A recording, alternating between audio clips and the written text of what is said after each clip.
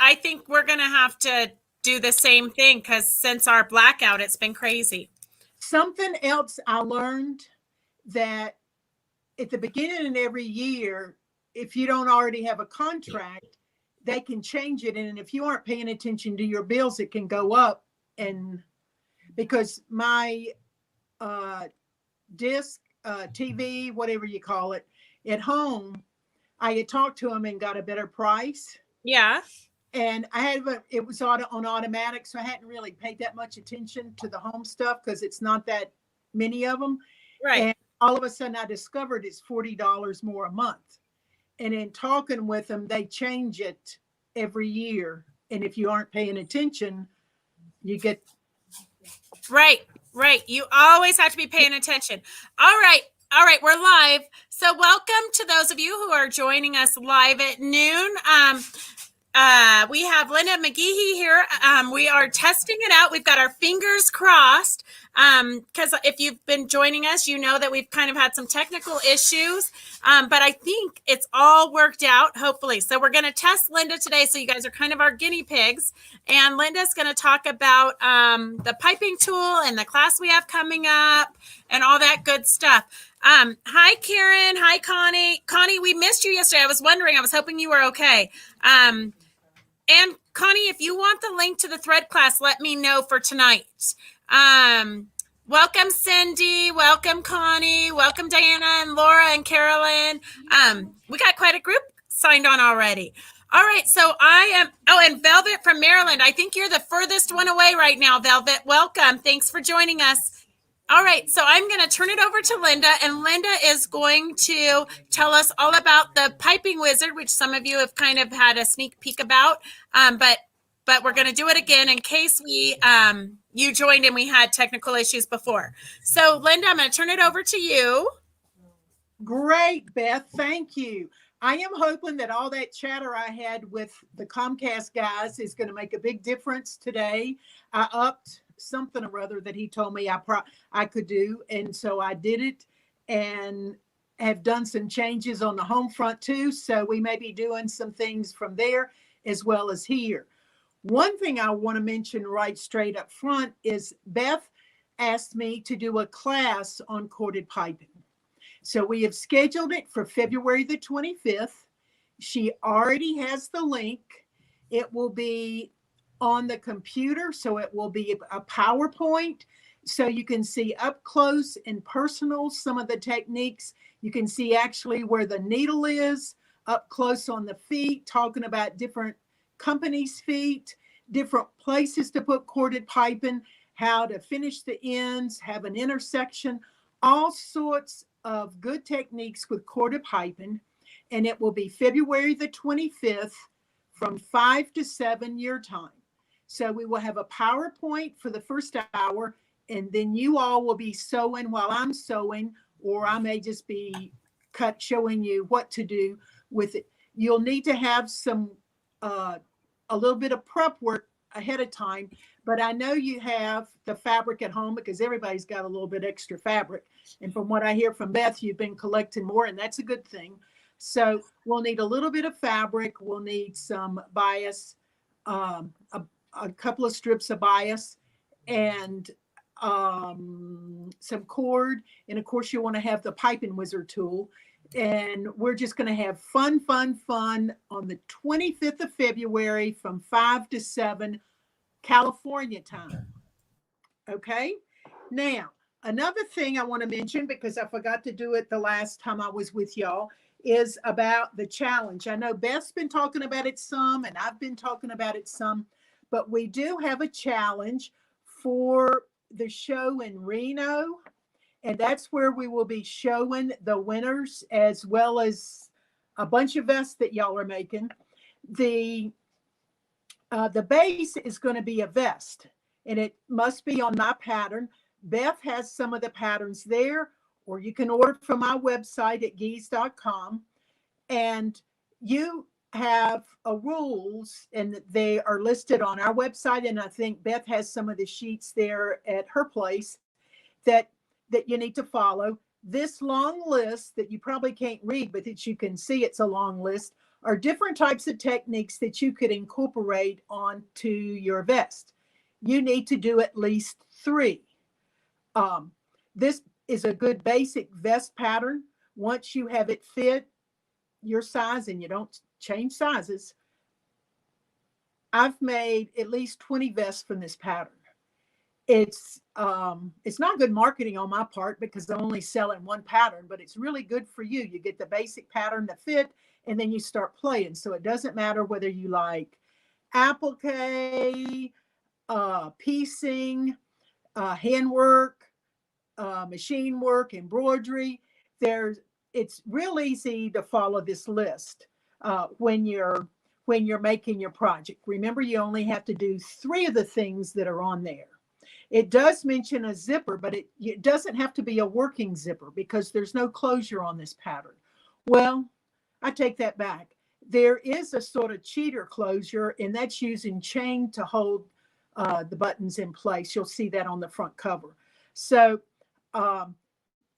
get your fabrics together, the deadline, and start stitching your vest. The deadline is March the 17th that you will send pictures into me, and depending upon the quantity that are sent to me, we may show everybody's, or we may but we are going to have a display at the Reno show, Quilt Show Reno, in June of this year.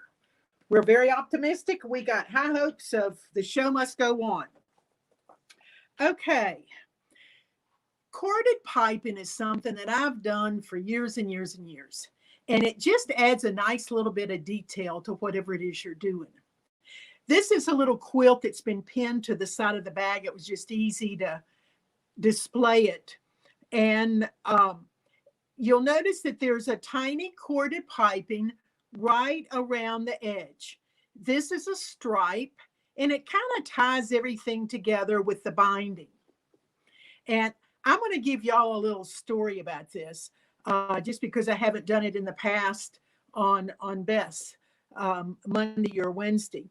But I was trying to learn how to combine small designs on the embroidery machine. So Lisa Shaw, a friend of mine, and I were working together one day, and we were using all small designs, little tiny ones that would fit on a 4-inch hoop. And what we did was put the bird on top of the tree, but we had to remove the feet, and then we overlapped just a little bit the bird over the tree, and we had to remove some stitches underneath there. I decided to have a bird flying in over here, and then this little bird was put on top of the tiger piece, and then the flower was overlapping the tail a little bit. So as it is, Lisa ended up doing all this, and I asked a friend to embroidery for me. Well, she had a 10 needle machine or 16 needle, whatever it is. It had a bunch of needles on it. And to me, it was supposed to be something real easy to stitch out. But when she sent the tester back to me, she said, Linda, I had to take my 16 needle in. I used my regular machine, and it took me longer to do than I thought because I had to change colors of thread so often. So she said, just take a look at it. If you like it, fine. I'll stitch it out on a better fabric. She had stitched it out on a muslin, and it really wasn't that good a grade of muslin. And when I saw it and realized how much time she had spent, I thought, oh my goodness, why didn't she just do it on good fabric to begin with? This will be fine. But to my eye, I could see that the muslin just wasn't as good a grade. So what I did was place the piece of fabric she sent me on a piece of batting, or I might have used fleece. And then I stitched these wavy lines on my regular sewing machine. I'm not a free motion person. I use the machine and I use feet to stitch nicely. So I just stitched these wavy lines that look like that bird is floating over to the side, and it just looked like it kind of tied it together. Well, when I got ready to straighten it up, I couldn't straighten it without cutting off part of the embroidery. So after going in panic mode, I thought, who said it has to be square? So what I did was take the rotary cutter and cut a nice little quick cut over here. I did the same thing at the top, on the other side and the bottom. So this is not square. It is obviously not square. So one of my tricks of doing things sometimes is if you want it to be straight, make sure it's straight. If you want it to be wavy, then make sure your stitches or whatever it is you're doing looks obviously wavy. So after I had stitched on the muslin, it started to take on a better shape and it started to look better to me. And I put black binding around the outside edge, or I started. Then I decided, it's missing something. It's missing corded piping. So I added this tiny stripe, which if you look at it very closely, and I know sewers try to match everything perfectly, and quilters want things to be slightly off so it shows better. So if you're a sewer, you need to get over that matchy-matchy. If you're a quilter, you already understand, but these colors don't match the embroidery threads exactly. But this is working. It looks very nice to my eye. Now, this is a tiny corded piping, and the corded piping is straight across. Well, I think it was straight across on the ends and then straight across on the top and the bottom. So we didn't have to turn corners. But there are tricks of the trade for doing all that. And that's one of the things that we're going to be covering in the class. What we're going to do is take a cord, and we will cover the cord with a piece of fabric. I like stripes to be on the bias. And this particular piece of fabric was printed on the bias. So I cut the fabric on the crosswise grain, and you can see the crosswise does have just a little bit of a give to it. Doesn't have as much give as the bias does, but it has a little bit. Now this piece of fabric is a little bit wide for this piece of, for the cord that I'm using, but you can get the general idea. What we're going to do is stitch close to, not as close as you can get, but kind of close to the cord. I like to use a piping foot to help me stitch. And we will stitch this strip. Then, so you will end up with a strip that looks something similar to this. And the piping may not be, the piping is referred to as the fabric, may not be as the width that you want it to be, and it may not be consistent all the way down. So we're going to use the tool that's called the Piping Wizard. And this tool has grooves in it. And you can see some of the grooves are larger. This is for a 1/4 inch cord with a 1/2 inch seam allowance, a 1/4 inch cord with a 1/4 inch seam allowance. And on the other side, we have an 1/8 inch and a 1/16 inch cord. So you can get very tiny with your cord, and the tinier you get, you want to be more of a high contrast color. But what we do is take our cord and place it in the groove, and then use a rotary cutter to trim to a perfect 1/4 inch seam allowance, or 1/2 inch, depending upon what you want for your project. Now, why do we need that perfect seam allowance? Because that is our guide for adding another piece of fabric. So let's, do I have something in here I'm going to show? Okay. We'll do it like this. I had some embroidery pieces that my friend Sue O'Very Pruitt sent to me, and they were trimmed down. So I wanted to add them a little bit of fabric to them to make it large enough to make a pocket, because I didn't want a pocket that small on a bag this size.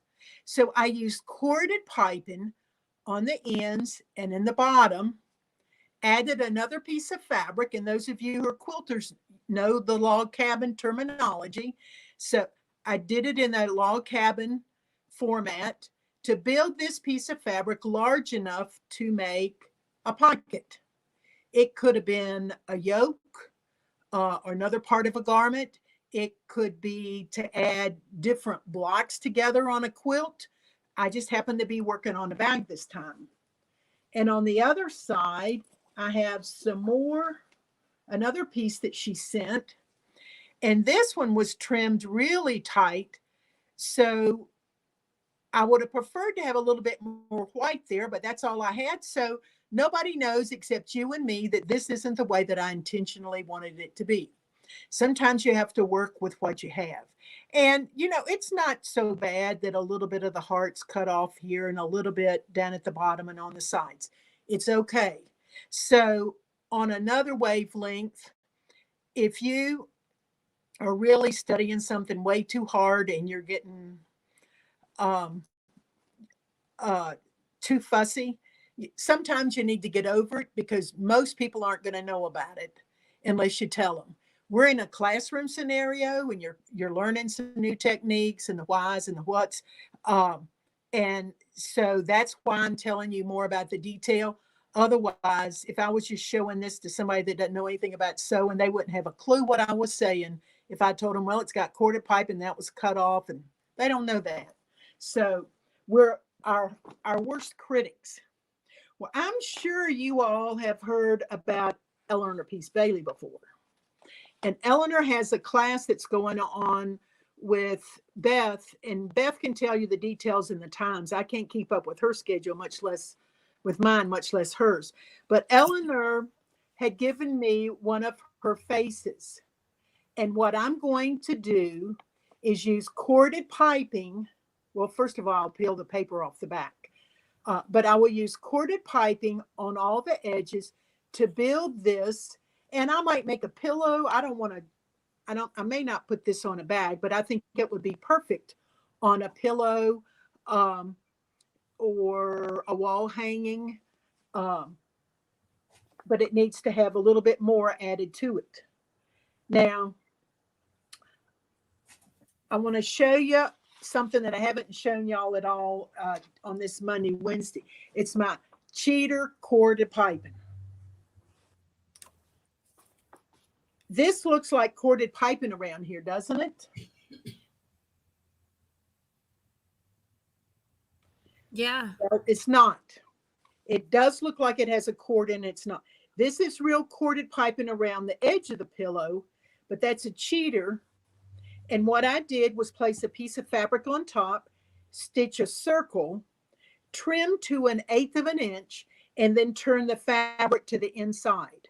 Those of you who are from a garment background, if you've ever made a facing, you know we were supposed to clip and then turn the facing so you can't see it. That's the way armhole facings, neck facings were. But what I've done is left about 1/16 of an inch of the fabric all the way around. I pulled the fabric underneath. So if we take a closer look, you see that that's one piece of fabric, but it looks like it's corded piping from the outside. Now, another piece of fabric was put on a little bit larger to fill the rest of the hole. But I have this pocket, and what that pocket is good for is to put other little testers that you've done, but other pieces inside. Now, I love that you can kind of audition things. Yeah. And if you've done samplers for a class, you know, sometimes you get a square fabric and you do a little bit of a sample of stitching, or maybe you've made a block to make your quilt and you decided you wanted to change the colors and you only have one block. This is a perfect place to use it. Yeah. Yeah.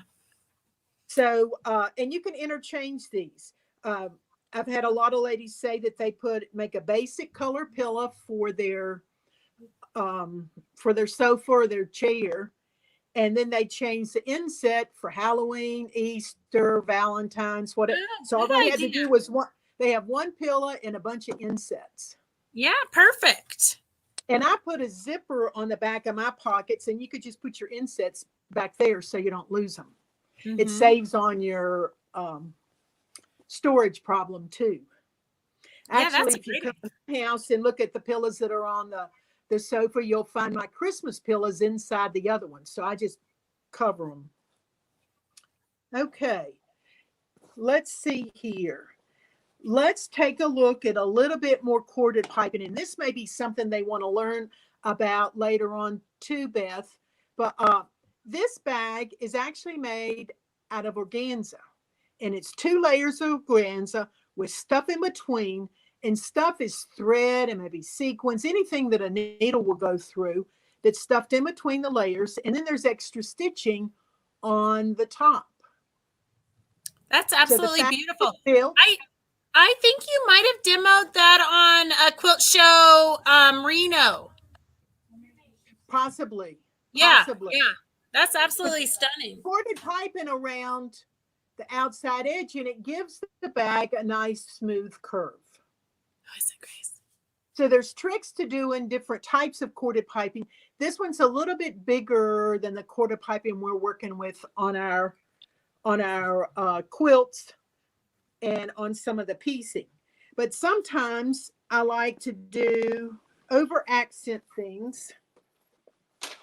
And this corded piping was designed to be a little bit of an overkill. It's a bag. I'm not going to sit on this, so it's not like the back of a garment. And the orange pink is what pulls out all these other colors. So years ago, or not too long ago, when Quilt Market was going around, right before market, I used to be inundated with companies that wanted me to make samples out of the new fabric. And I got a call on Monday. They were in New York. I was in Louisiana. They wanted a couple of samples for market, and I was traveling to market on Thursday. So there's not a lot of time going on. And I had my own things that were that I needed to finish. So this box of fabric came in, and it must have cost them a bloody fortune because it was a lot of fabric. I did not understand the concept of it. I said, I don't have time to think too much. So I cut a strip of every single piece that they sent me. And the only piece that really popped was this pink yellow. So even though they may look like they're different pieces of fabric, that's all from the same piece of fabric. So I did the spiral patchwork and then did the stitch and flip to put it together to build the fabric large enough to make the bag. Well, when I got to Houston, I happened to be on the bus and I ran into the person that had called me and asked me to make the sample. She said, "Did you get me a sample?" And I said, "Yeah, I got 2. And she said, "Which group of fabric did you use?" And I said, "Oh, I just put them all together," because I didn't have a clue that there were 2 different groups. So these are the 2 bags that I made, 2 different styles, but both have corded piping on. This one, the corded piping is separating and defining the piecing from the side panel that has some thread work on it. So that's another way to use corded piping. In table runners, it's kind of fun to add a little corded piping in some of your strips. And let's see here. Right here, there's a red corded piping separating the green from the figure. And over there, there's a green corded piping separating the red from the figure.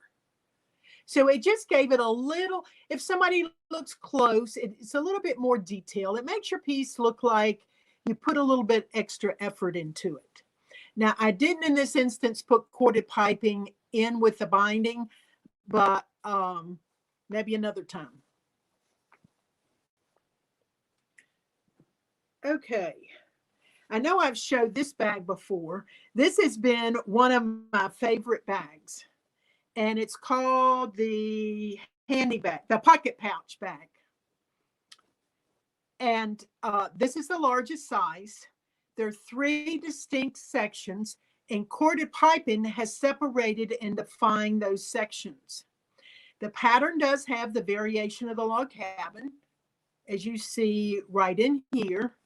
And you'll notice how much nicer it looks with a little bit of added detail. This is embroidery. Those are all L's. I don't know how many L's are in there, but I put them in the circle and just kept going till I liked the looks of it. So I call that new stitch designs from unexpected sources.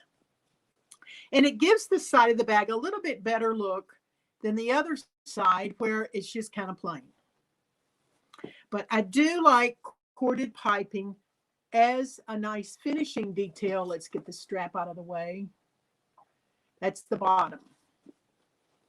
Now this pattern is multi-sized, and this is the smaller size.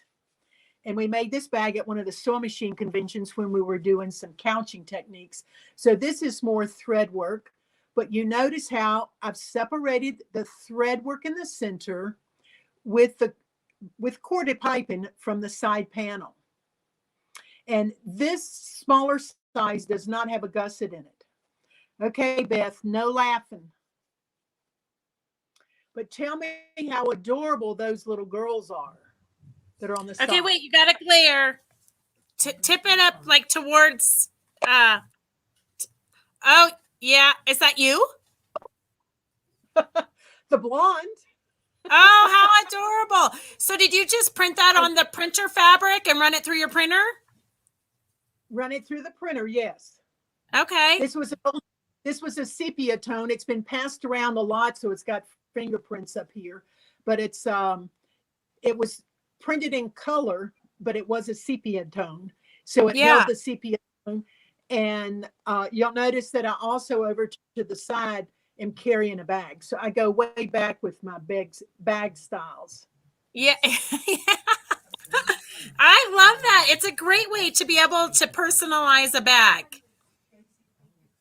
And, you know, I will show it in the class. I'm not seeing it right here by me, but I have a pillow I have started with my young friend, artwork.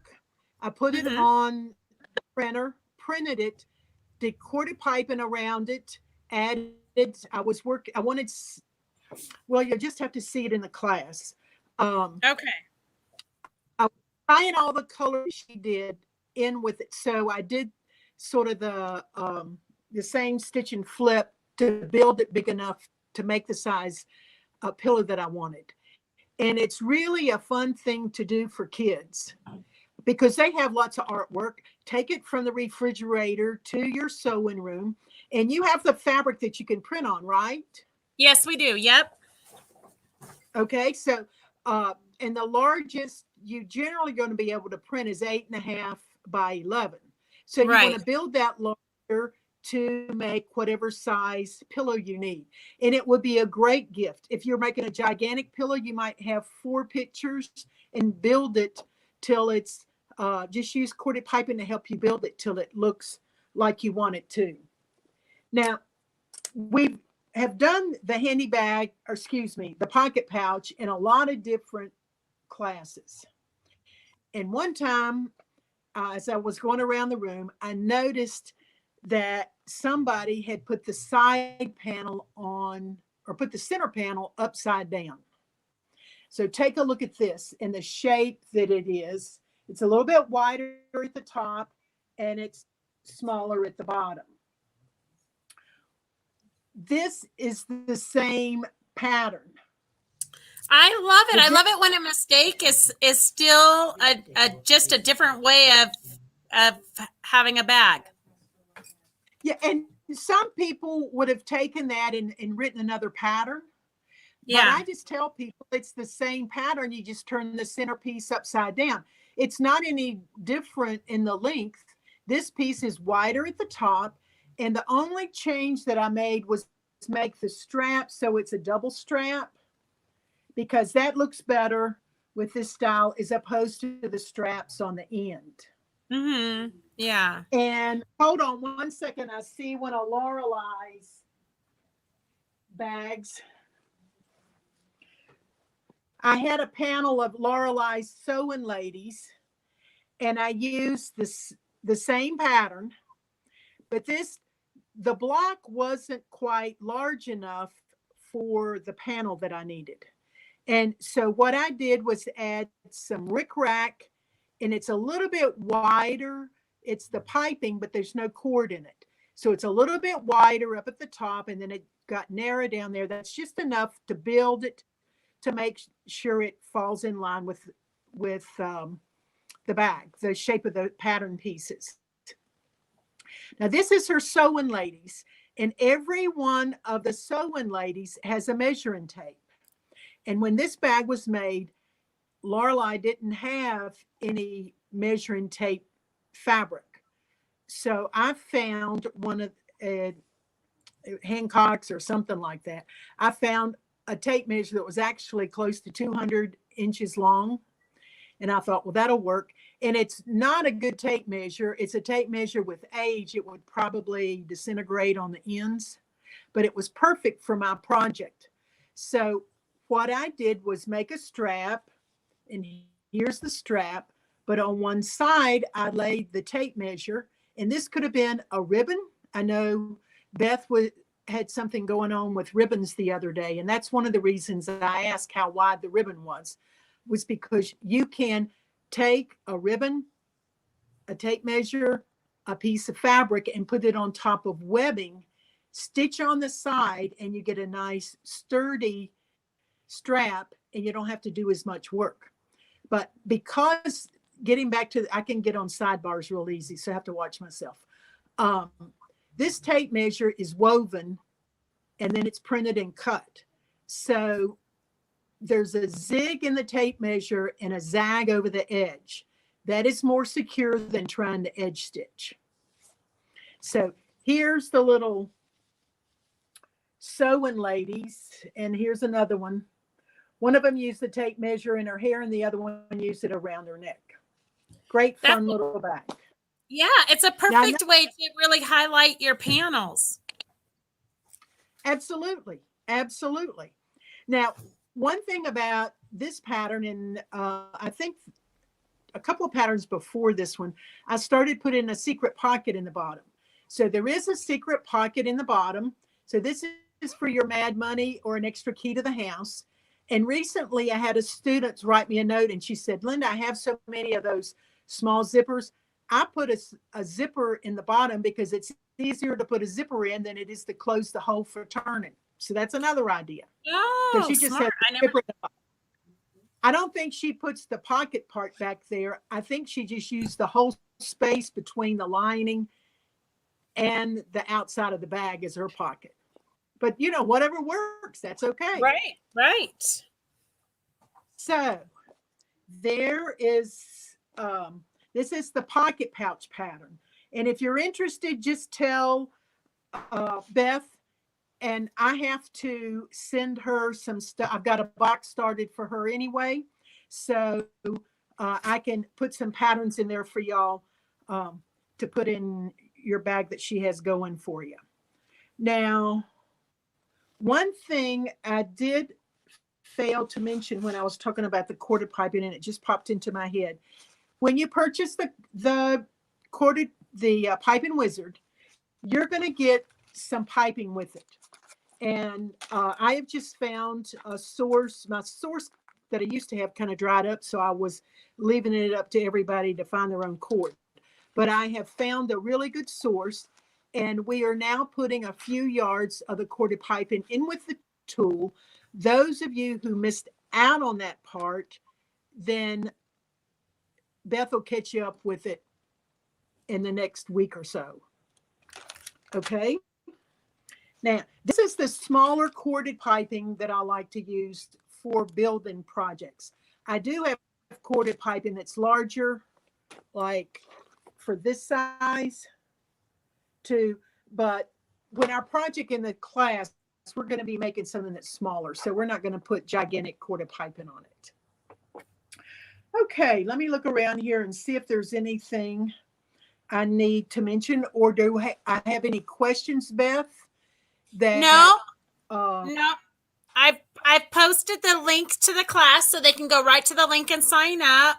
And that's pretty much it. Do you girls have any questions for Linda?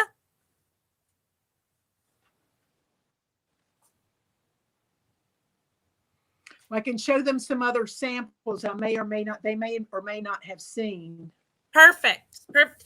Do you have table run? Oh, show them the pot holder with the do you have it there? I know it's hard because you work from Yeah. home and you work from your studio. So it always Yeah. seems for me that I whatever changed I the need thing is on at the wrong the table. place. I had changed thing on the table to do some photography so I can it's over here in the pile. Okay. The project that we're going to work on can be called a pot holder if you want to, but we're going to start off with 3 squares of fabric that are 8.5 to 9-inch squares. And what we're going to do is cut a diagonal to form 2 big triangles. And then we will take one of the big triangles and cut it in half to form 2 small ones. So you have 3 pieces on this side. Now you have 3 layers, so you'll be able to make 3 of these. They won't be exactly alike, but they'll be companion. They'll be like a set. Now, if you don't need not placemats, pot holders, this can be folded in half and stitched around the edge, and it can become a holder for your rotary cutter or for eyeglasses. So depending upon the size you cut yours, it would be great for oversized eyeglasses. Now, yeah, that's a perfect gift if you're meeting somebody for coffee or something. Absolutely. We're going to learn how to do the points and how to sew the strips, how to do the points, how to do curves. I haven't put the binding on this. This is my stage one. But we will put piping around the curve, so you'll learn how to do that. I have a tendency to work with squares, and after I get my squares together, then I come back and cut my curves. So we'll use a template to cut the curves, so we'll have a nice even curve, and all the curves can be the same. So this would be good for a placemat or just a pot on the table. Or I'm sure you'll come up with all sorts of ways that you can use this piece. But look how different it looks on one side with a major portion of the triangle showing and a smaller one down at the bottom. And on the other side, it looks entirely different. So this is going to be fun to put together. You may not get the whole thing together, but you're going to understand how to do it. And it is a quick project. This will be my first class where people are actually sewing in the classroom. So it will be very interesting. Beth and I are using y'all for guinea pigs for all sorts of stuff nowadays. Now there, I have a couple of other pieces. Lorelei made some fabric that looks like it's sewn together, but they're actually it's a stripe, and it's her version of doing, oh, what do you call those cake things? You know, the strips, they're 2.5-inch strips. You can get rolls of them. Jelly rolls? Jelly rolls. Thank you. It wasn't a cake. It was jelly rolls. So I wanted the strips to be a little bit narrower sometimes, so as you can see over here. So what I did was cut the strips apart and cut them into different sizes. And sometimes I left where what would have been a seam in it. So it looks like that I sewed a seam, but I didn't. So it's really a little bit of cheating, which is okay. Nobody has to know. It's all in the fun. But I took the yellow stripe and used corded piping to build this, and this will eventually be a pillow. And here's another one. I like primary colors and combining those with solids. This is actually more of a charcoal. It's not a true black. And it was perfect to have narrow strips of the black throughout the piecing, and then the black was used for the corded piping. So here's a pillow. And I think this is, well, I forgot whose fabric this is, but Fairfield asked me to make some pillows for them. So I had to add a little bit more. They only gave me 3 fabrics, which was the jade, the purple, and the blue. So I added the red. It was from the same fabric company, so I figured it was okay. And I also used Entredo beading. This is something that you see in heirloom sewing a lot. You generally see it white or maybe champagne colored. And I put ribbon in it to add sparks of color. There's a large corded piping going around the outside edge. And then smaller corded piping coming in, separating the seams from the spiral patchwork. Spiral patchwork's another technique that's really fun to do. You work with strips, you don't work with tiny pieces. So I'm sort of that's kind of perfect, because you could add that same technique to your vest for the vest challenge, or you could make a table runner, or with that technique you can pretty much make anything. Yeah, the table runner that I showed you a while ago, this table runner is the beginning. This is one set, and I just left it whole as opposed to cutting it up. See, to do that technique, you sew 2 sets together, 2 sets, then you cut them, and one set will go this way and the other set will go that way. So when you do a stitch and flip to sew them back together, you get an entirely different look. But this is the same thing. Right, and right. Just to see what it looks like in solids, this is cherry wood fabric. And one set, and the stitching is a variegated quilting thread. So this doesn't have as much detail as this, but it's the same thing. Yeah, exactly the same thing.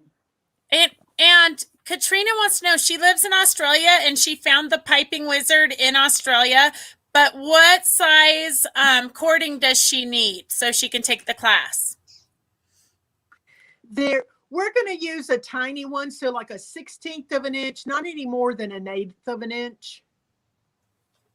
Okay, really perfect. About 3/16, or you want it to be smaller. Well, here's my thumb, and you can see this. You could go a little bit larger than this, and I've had people go a little bit smaller. Okay, so Velvet and Katrina. You'll need a strip that you're going to use for your corded piping. It would be nice if it's on the bias, but for this project, it'll be okay if it's on the crosswise grain, and it needs to be high contrast to your other pieces. So I actually had a bundle of fat quarters. The bundle, what I purchased was, it had at least 4 fat quarters, and I used the light one, the pale blue, for the corded piping. And I did cut it on the bias. I knew this was going to be a teaching tool, and so my edge stayed clean and it wouldn't ravel. Okay, and then the piping tool is called the Piping Wizard. And Velvet, you can get piping most anywhere. I think that's all of the questions that I have so far. Okay. You want me? I don't know what our time element is. I have a tendency to talk on and on. How are we doing on time? We're about out. Oh, I'm about out? Yep. Okay, I'll show this one. 3 more minutes. One of my favorite bags. This was made out of leftovers from a garment, and the company that did Easy is the company that did the Piping Wizard for me, and they asked me for a sample so that they could photograph and all. So I sent. I made this side, and then realized that the other side wasn't. I didn't have enough scraps left over to make. So I made the other side with a pocket. And I also sent them the sample that showed no corded piping and how corded piping made a difference and really added to the piece. But ahead of time, before I sent it, I took a picture of this side and then I took a picture of that side. And they wanted it next day. The next day I get a call from them. They said, you sent us 2 pictures, but you only sent us 1 bag. And I had to say, flip it over, because it's the same bag, just 2 different looks. So you don't have to make everything the same on both sides. If you try to make it symmetrical and you're off, you'll be upset. If you make it obviously different, you'll be happy with yourself. I think that's the case in all of our artwork because it's so hard to do the same thing twice. But Leilani wants to know, has anyone used piping in collage or applique quilts? I don't see any reason why not. Yeah, it would I probably think be the time. And I have some very, very, is she doing it hand rolling it? Or she doing it by machine? Ooh, that's a good question. I didn't know there was I didn't know you had that option. So when you do it, if you hand roll it, piping, you're going to make the corded piping on the machine. There's no sense in wasting your time making it by hand. But going around the edges there, I think you might be setting yourself up for trouble if you did it by machine. I mean, there's going to be somebody that will do it and it's going to be beautiful. And then the rest of us are going to just, my theory on that is try it. And if it's fun and you enjoy doing it, fine. If not, then do something else. I agree. Take up toll painting or something. Yeah, you don't have to stick with it. It's just, I mean, you learned what you wanted to learn, so go move on to something else. There's so many things to do. There's no sense doing something you don't like. And when your friend says oh, that's beautiful, then give it to them and they can finish it. Perfect. Yeah, good idea. I love that. Okay, Mary wants to know, is piping the same as cording?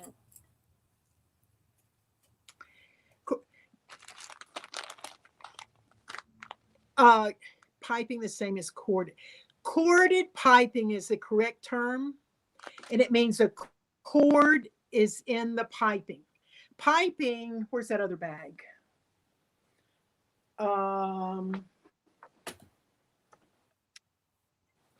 Piping does not have a cord in it. Well, what happened? I'm checking the floor. Here we go. On this bag, this is piping, and this is corded piping. So piping is just a little piece of fabric, and some people call it a flange. Corded piping has a cord in it. So did that answer her question? Mary, if that did not answer your question, reword it and we'll try again. And then what, can you just say the sizes again? That are on the tool. There's for a 1/16 of an inch, an 1/8 of an inch, and a 1/4 of an inch. So the smaller size is probably what they're going to use for the project in the class. Yeah, what we're doing, we're going to use the smaller, either a 1/16. And if you're looking for cord in stores, they have a lot around the home deck section, but some of those cords are a little bit too big. And they may say 1/16, 2/16. 2/16 actually an 1/8 of an inch, or 3/16. But they go by, I mean, if they add a thread to it, they give it a different number. But you can get all sorts of sizes. But if you kind of look at it and it looks like about a 1/16 of an inch, or the sizes that are in the grooves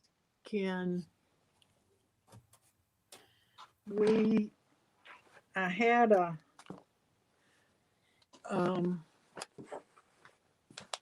Well, here, maybe the scissors can help you see. Can you see right where the scissors, it's just the points of the scissors can give Yeah. you the 16th of an inch, 1/8 of an inch. Yeah. And then Leilani says flange and uncorked piping is the same, I guess. Yes. Okay. And then when buying it, They don't call it piping, they just call it piping. Okay. That's what Kathleen just said. When buying it, you're buying cording and you use it to make into corded piping. Correct. Gotcha. Thank you, Kathleen, for clarifying that, because sometimes we get too wordy in our words. We overthink it sometimes. Yeah.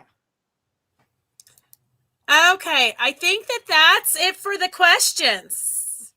So we want to remind you that Linda's class is going to be on Wednesday, February 24th. The link is in the comments. It's from 5 to 7. We're going to be focusing on the smaller projects so that you leave the class with something finished. But you can use it in any of the projects that you are working on or want to work on or dream about working on. Anything else? I think that takes care of me on this end. And we didn't have any, I'd like to know if anybody had trouble if I was flitting in and out or freezing or whatever you call it. I had any trouble today. At one point, it went dark, I think, on my screen. Girls, what do you think? So this kind of was a test run with Linda because we've had some technical issues over the last couple weeks. So we did a test run today to see how her internet is holding up. And I think it was on your end when it went black, but I did go and hook up into right into my modem in case it was on mine. But Judy says it was good today. Melvin said a little bit, but not like anything like before. So yeah, no issues on my end. Okay. So yeah, well, I think say it again. Okay, I did get a message from the guy. I found out something or other that he said when I set it up, that was fine, but nowadays you can have more or whatever it is that you need. And so I got more of that, but I got a message on my phone about something was weak, and I've never seen that before. I called and the phone rang a while ago. It was probably him. So I'll find out what that means and we'll get better and better. Yeah. See what it means, because Leilani says it was about 90% good. Some glitches once in a while, but not enough to complain about. Okay, ladies. Well, it's my understanding that the way front, you're going to get that. You're going to get a little bit of it, but the class is going to be on the computer, so it'll be an entirely different The class will be via Zoom, so that we really haven't had any problems with internet connectivity or anything. Yeah. All right, ladies. So we will join us on Wednesday. We'll be interviewing Susan from Trenway Silk. She's going to be demoing Silk Fusion and giving us a bunch of ideas for that, which you could incorporate into your best challenge if you wanted. Everything we do can just kind of mix and match into everything we do. All right, ladies. Thank you so much. And thank you, Linda, for joining us again. We will see you guys soon. Thank you. Y'all take care. Happy sewing.